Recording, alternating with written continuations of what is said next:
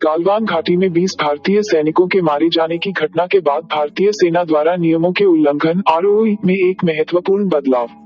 नियंत्रण की स्थितियों से निपटने के लिए वास्तविक नियंत्रण रेखा एलएसी पर तैनात कमांडरों को कार्रवाई की स्वतंत्रता देता है। सामरिक स्तर पर वरिष्ठ अधिकारियों ने नाम न छापने की शर्त पर शनिवार को कहा। ऊपर दिए गए अधिकारियों में से एक ने कहा कि कमांडरों अब आग्नेयास्त्रों के उपयोग पर प्रतिबंध से बाध्य नहीं होंगे और उनके निपटान में सभी संसाधनों का उपयोग करते हुए असाधारण स्थितियों का जवाब देने का पूर्ण अधिकार होगा। आरओई में संशोधन 15 जून को गालवान घाटी में 45 वर्षों में अपने पहले घातक संघर्ष में लगे भारतीय और चीनी सैनिकों के बाद आता है, जिसके परिणामस्वरूप 20 भारतीय सेना के जवान और कई चीनी हताहत हुए। शुक्रवार को एक सर्वदलीय बैठक के दौरान अपनी टिप्पणी में प्रधानमंत्री नरेंद्र मोदी ने कहा कि सेना को सीमा के साथ आवश्यक कदम उठाने की स्वतंत्रता दी गई थी और भारत ने कूटनीतिक माध्यम से अपनी स्थिति चीन को बता दी थी। रो में बदलाव के साथ वहां कुछ भी नहीं है जो भारतीय कमांडरों की क्षमता को लैब पर आवश्यक कार्रवाई के लिए सीमित करता है। आरओई को चीनी सैनिकों द्वारा नियोजित क्रूर रणनीति को संबोधित करने के लिए संशोधित किया गया है।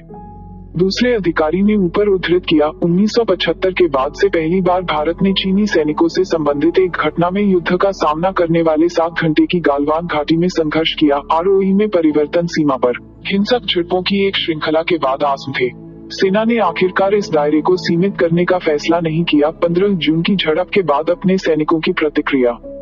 दूसरे अधिकारी ने कहा, पूर्वी लद्दाख में 15 जून को होने वाली झड़प से पहले पेंगोंग दसो 5 मई और गैलवान वैली मध्य मई के आसपास में 2 हिंसक झड़पें हुई। सभी अवसरों पर वे भारी संख्या में आए और हमारे सैनिकों के साथ लोहे की सड़कों और कीलजड़ी क्लबों के साथ हमला किया। हमारे सैनिकों ने निडर होकर लड़ाई लड़ी, लेकिन आरओई को फिर से संगठित होना पड़ा। फॉरवर्ड फौज ने अपनी तोपों को पाउच में पत्रिकाओं के साथ अपनी पीठ पर थपका रखा था, न कि उस पर चिपकी हुई। उत्तरी सेना के पूर्व commander lieutenant general BS Jaswal रीटेट ने कहा कि चूंकि सैनिकों को लैब पर गश्त के दौरान हथियार ले जाने की अनुमति है, इसलिए यह अंतर्निहित है कि वे गालवान घाटी में हमले जैसी अभूतपूर्व स्थितियों में आग्नेयास्त्रों का उपयोग कर सकते हैं। सरकार ने गुरुवार को कहा कि चीनी सैनिकों के साथ 15 जून की झड़प में शामिल सैनिक हथियार और गोला बारूद ले जा रहे थे, लेकिन दोनों देशों के बीच सीमा समझौते का पालन नहीं कर रहे थे, क्योंकि उन्होंने कांग्रेस नेता के एक सवाल के जवाब में टिप्पणी की थी। राहुल गांधी ने कहा कि क्या भारतीय सैनिकों को निहत्थे भेजा गया था? हम सीधे तथ्यों को प्राप्त करें। सीमा पर सभी सैनिक हमेशा हथियार